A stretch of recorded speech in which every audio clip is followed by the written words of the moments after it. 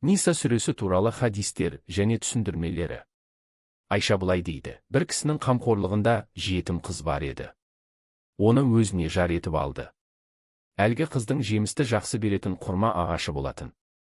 Құрма ағашы болсын, басқа мал мүлік болса да екеуіне ортақ еді. Күйеуі әлгі қызды үйінде ұстағанмен мәһір ретінде оған ештеме бермеді. Сол кезде қамқорлықтарындағы жетім қыздармен үйленген жағдайда оларға әділ бол алмаудан қорықсаңдар, өздеріне ұнаған әрі адал болған өзге әйелдердің екеуімен, үшеуімен немесе төртеуімен үйленіп, отау құруларыңа болады. Егер бұл жағдайда да әйелдеріңнің нәпақасын бөлуде бәріне бірдей қарайтындай, әділ бола алмаудан қорықсаңдар, біреуін ғана немесе қолдарыңдағы күндерді қанағат тұтыңдар. Әділдіктен ауытқып кетпеулеріңнің ең тиімді жолы, міне, осы деген аят түсті бір риуаятта былай делінеді: бір жетім қыз қамқоршысының тәрбиесінде еді. Қамқоршысы қыздың сұлулығына, мал-мүлкіне сұқтанып үйленгісі келеді. Алайда мәһірін толық бермей, кеміткісі келеді. Осылайша қамқоршылар жетімдерге әділетсіздік жасауларын тоқтатпайынша үйленулері харам етілді. Одан гөрі басқа әйелдерге үйленулері әмір етілді. Басқа бір риуаятта Айша былай дейді: Алла тағала мына аятта: «Уа, Мұхаммед, сенен әйелдер жайлы пәтуа сұрайды. Былай деп айт: олар жайлы пәтуаны Алла сендерге Құранда беруде. Сондай-ақ сендерге осынау кітапта мәһірін, тиісті қалыңдық сыйын бермей-ақ некелесіп алғыларын келген жетім әйелдерге, әл-жуаз жас балаларға және жетімдерге әділ болуларын керектігі жайлы үкімдерді қамтыған аяттар оқылуда. Естеріңде болсын, кімге қандай жақсылық жасасаңдар да шүбәсіз, Алла оны біледі». Ишара жасаған нәрсе алдыңғы аяттағы мәселе. Онда былай делінеді: егер қамқорлықтарыңдағы мал-мүлкі бар жетім қызға үйлену арқылы оларға зиян тигізіп алармын деп қорықсаңдар, оларға емес, өздерің ұнатқан басқа әйелдерге 2-3 яки 4-ке дейін үйленулеріңе болады. Түсіндірме.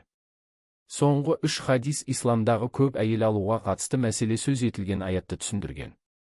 Аятта ер кісілердің 4 әйелге дейін үйленулеріне рұқсат етілген. Бұл тақырып ислам дұшпандарының аласапыран етіп түсіндіргендеріндей қорқынышты мәселе емес. Әйел кісінің нәпақасы ер кісінің мойнында. Сол себепті жай кездердің өзінде 4 әйелге нәпақа табу аса оңай шаруа емес. Әрбір әйелдің ішіп жеуі, киімі мен басқа қажеттіліктері, бөлек-бөлек баспананың болуы ер кісінің шаруасы. Мұндай шарттарға шамасы келе қоятын ерлер өте аз. Әсіресе әйел некесін қиғызған кезде, ер кісіге өзінен басқа әйел алмауын шарт етіп сұрауына болады. Екінші, үшінші болып үйленетін әйел мәжбүрлі түрде емес, көңіл ырзалығымен үйленетін болғандықтан, оның ешқандай тағармыны болмауы керек. Соғыс, ауру, жұт сынды әртүрлі жағдайларда бірнеше әйелге үйлену мәселесі көтерілуі мүмкін. Сол себепті ислам рұқсат еткен бұл мәселе адамның табиғатына қайшы емес. Густав Ле Бон өзінің бір сөзінде мұсылмандардың көп әйел алуы Еуропаның көлгірсіген жалғыз әйелмен үйленуінен жоғары тұрады деген. Қандай тұрғыдан қарасақ та, ислам берген рұқсаттың адам табиғатына теріс емес екенін көреміз.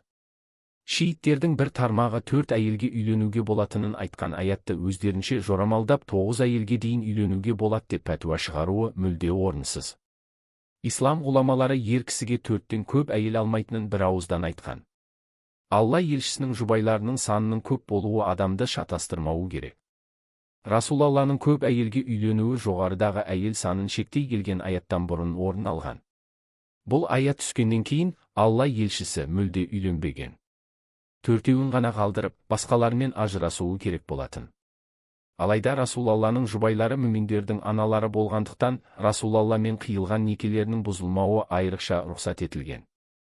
Басқа риуаятта: «Уа, Мұхаммед, сенен әйелдер жайлы пәтуа сұрайды» деген аятқа қатысты Айша мынадай түсіндірме берген: бұл жерде сөз болып тұрған мәселе кісінің тәрбиесіндегі және мал-мүлкі ортақ болған жетім қыз. Қамқоршысы бұл қызға үйленгісі келмейді, әрі басқаларды да бұл қызды алып мал-мүлкіне ортақ еткісі келмейді. Демек, жетім қыз екі ортада қалды деген сөз. Алла тағала аталмыш аятта осындай мәселеден тыйған. Әбу Дәуд мынадай қосымша мәлімет келтірген: Рабиға Алла тағаланың егер қамқорлықтарындағы мал-мүлкі бар жетім қызға үйлену арқылы оларға зиян тигізіп алармын деп қорықсаңдар деген сөйлемге қатысты былай дейді. Алла тағала мұнда былай деп тұр: егер қорқатын болсаңдар, жетім қыздарды бос қоя беріңдер, екі ортада қалдырмаңдар. Мен сендерге 4 әйелді адал еттім. Айша жетімдерді үйленетін шағына жеткенге дейін жан-жақты бақылап, сынап бағыңдар. Егер олардың ақыл тұрғысынан толысқанына көздерің жетсе, мал-мүліктерін өздеріне тапсырыңдар. Есегенде қайтарып алады екен деп, олардың мал-мүлкін оңды-солды шашып, талан-таражға салмаңдар. Қамқоршылардың арасынан кімде кім бай болса, жетімнің мал-мүлкіне тимесін. Ал қолы қысқа адам жетімге көрсеткен қамқорлығының ақысы ретінде, оның мал-мүлкінен мұң-мұқтажын өтейтіндей ғана мөлшерде ішіп жесін. Деген аятына байланысты мынадай түсіндірме берген. Бұл аят жетімге қамқорлық жасаған қамқоршының пақыр болған жағдайында қызметіне, қамқорлығына байланысты жетімнің мал-мүлкінен қажеттілігін өтейтіндей мөлшерде ғана ішіп жеуін адал ету үшін түсірілді. Басқа риуаятта былай делінеді: қамқоршы мұқтаж болса, жетім баланың мал-мүлкінен қажеттілігіне қарай алады. Ибн Аббас мұра бөлісу кезінде қастарыңда мұрагерлерге жатпайтын туыстар, жетімдер, пақыр міскіндер болса, мұрадан оларға да аз-аздан беріңдер, һәм оларға жылы-жылы сөз айтып көңілдерін аулаңдар деген аятқа қатысты былай дейді. Бұл аят мухкам аят әрі мансух емес. Кейбіреулер бұл аяттың мансух болғандығын айтады. Алайда бұл қадірін халық жақсы біле қоймаған аяттардың қатарына жатады. Қамқорлық жасаған қамқоршылар екі түрлі болады. Бір, мал-мүлікке мирасқор болған, мал-мүлікке иелік еткен қамқоршы. Міне бұл қамқоршы мал-мүлікті айналасындағы жақындарына үлестіру кезінде жетімдерге, міскіндерге көңілдері хош болатындай бір нәрселер береді. 2. Мал-мүлікке жоқ, иелігі еш қамқоршы. Ол айналасындағыларға тек қана былай дей алады: менің сендерге бұл мал-мүліктен бере қалатын ешбір қақым жоқ. Әзірет Жәбир былай дейді: бір күні қатты науқастанып қалдым. Көңілімді сұрап Алла елшісімен Әбу Бәкір үйіме келді. Олар келген кезде талықсып, ес-түссіз жатқан екем. Алла елшісі дәрет алды да сол суды бетіме бүрікті. Содан соң есімді жидым. Қарасам, Алла елшісі тұр қарсы алдымда. Бірден: уа, Расулалла, өлім аузында жатырмын, көріп тұрсыз ғой, мал-мүлкімді не істейін деп сұрағанымда жауап беруге асықпады. Сәлден соң мирасқа қатысты: уа, Мұхаммед, олар сенен артында әкеде, балада қалмаған марқұм жайлы пәтуа сұрайды. Оларға былай айт: Алла сендерге артында әкеде, балада қалмаған марқұмның мұрасы жайлы мынадай үкім айтады: артында бала қалмаған, әкесі де өзінен бұрын қайтыс болған, ер кісі қайтыс болып, артында туған немесе бір әкеден жалғыз қарындасы, яки әпкесі қалса, қалдырған мұрасының тең жартысы соған тиесілі, ал қалған жартысы әкесі жағынан жақындарына тиесілі. Ондай жақындары болмаған жағдайда қалған мұра түгелдей қарындасына тиесілі болады. Ал керісінше, оның туған немесе бір әкеден жалғыз қарындасы, яки әпкесі артына бала қалдырмай дүниеден озса, қалдырған мұрасын бір өзі иемденеді. Егер марқұмның артында туған немесе бір әкеден екі қарындасы, яки екі әпкесі ғана қалса, олар бауырларынан қалған мұраның 3/2 бөлігін алады. Ал егер марқұмның артында туған немесе бір әкеден бауырлары мен әпке қарындастары ғана қалса, мұндай жағдайда еркек кіндік мұрагерге әйелден 2 есе көп үлес тиеді. Мұра мәселесінде шатасып, қателік жасамауларың үшін Алла сендерге міне осы үкімдерді ашық баяндайды. Алла бәрін білетін шексіз ілім иесі деген аят түсті. Бір риуаятта былай делінеді: сұрағыма байланысты мирас аяты түсті. Жәбир жеткізген жоғарыдағы хадис бір риуаятта былай деп берілген: ауырып қалдым. Дәл сол кезде 7 қарындасым бар еді, әрі жетеуі де менімен бірге еді. Расулалла саллаллаху ғалейхи уә сәлләм үйіме келді. Келе сала бетіме үрлеп дем салды. Дереу айығып шыға келдім. Есімді жинай бастағанда: уа, Алланың елшісі, қарындастарыма мал-мүлкімнің 3/2 өсиетке жазып қалдырайын ба дедім. Маған жақсылап жаса деді. Мен қайтадан: олай болса, жартысын қалдырайын дедім. Алла елшісі: жақсылап жаса деді. Содан соң үйімнен шығып бара жатып былай деді: бұл аурудан өлмейсің. Алла тағала қарындастарыңа беруін керек болған мал-мүлік жайлы аят түсірді. Олардың үлесін 3/2 жасады. Жәбир мына аят маған қатысты түсті дейтін: уа, Мұхаммед, олар сенен артында әкеде, балада қалмаған марқұм жайлы пәтуа сұрайды. Оларға былай айт. Жәбир былай дейді: бір әйел 2 қызымен келіп: уа, Алланың елшісі, бұл 2 қыз Сәбит ибн Қайстың қыздары. Әкелері Ухуд шайқасында мұсылмандар сапында жүріп қайтыс болды. Қыздардың немере ағасы бүкіл мал мүлкін алды да, жетімдерге еш нәрсе тастамады. Бұл мәселеге қатысты не дейсіз? Аллаға ант етейін, бұлардың мал мүлкі болмаса, ешқашан тұрмыс құра алмайды дейді. Сонда Алла елшісі, олардың үкімін Алла береді деп жауап қатты. Кейін Ниса сүресі түсірілді. Расулалла, саллаллаху ғалейхи уә сәлләм, маған әйел мен оның қамқоршысын шақырыңдар деді. Балалардың немере ағасына әкелерінен қалған мал мүліктің 3/2 қыздарға, 8/1 анасына бер, қалғанын өзің ал деді. Түсіндірме.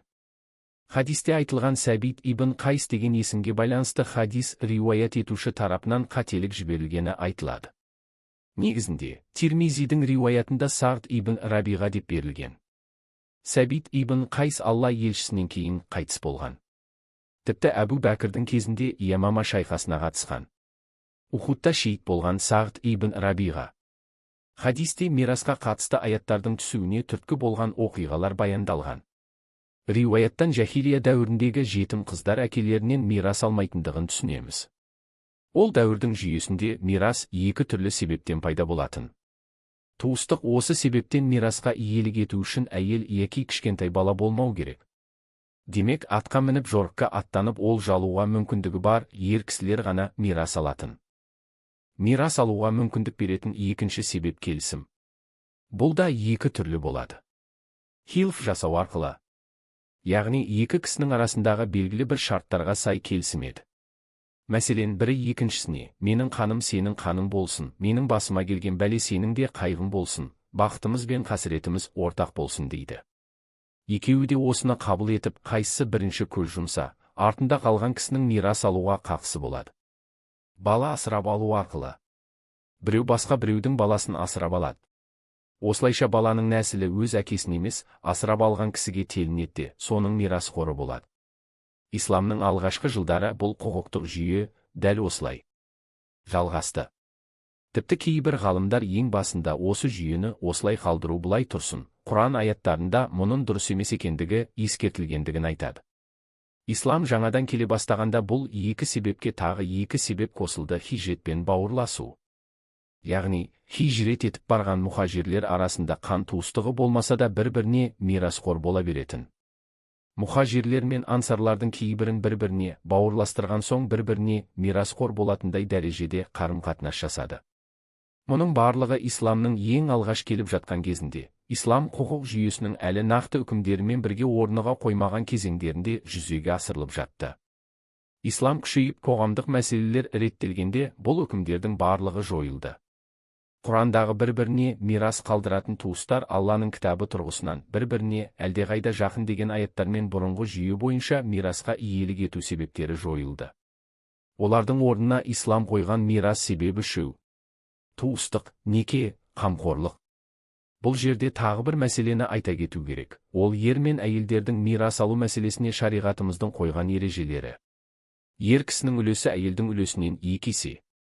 Бұл мәселе әйел мен еркекті тең етеміз деп жүргендердің ұраны жүріп тұрған заманда кейбіреулердің сұқтанып сұғын қадағысы келген мәселелердің қатарына жатады. Егер мұны ислам ережелерінің ішінде түсінуге тырысатын болса, ешбір алалау емес, керісінше өте әділдікке сай берілген үкім екені шыға келелі. Алдымен мынаны жақсы ұғынып алуымыз керек. Исламда әйел мен еркек отбасының бірі болмаса екіншісі жарым қалатын бір-бір бөліктері. Бұлардың міндеттері мен қақылары керемет үйлесімділікпен жолға қойылған. Исламда әйел кісінің нәпақасы ер адамның мойнында. Олай болса, ер кісі мал мүлікті жұмсағанда өзімен жұбайына деп есептейді. Әйел кісі тұрмыс құрған кезде ешқашан нәпақасы үшін қаражат жұмсаймын деп бас қатырмайды. Олай болса, ер кісі арқалайтын жүк көп болғандықтан мираста әйелден көбірек алады. Олай болмаған жағдайда ер аз, әйел көп алып, арасында әділетсіздік орын алар еді. Міне, мәселеге ислами өлшемдер арқылы көз салғанда қандай керемет үйлесімділік деп таңдай қағасыз.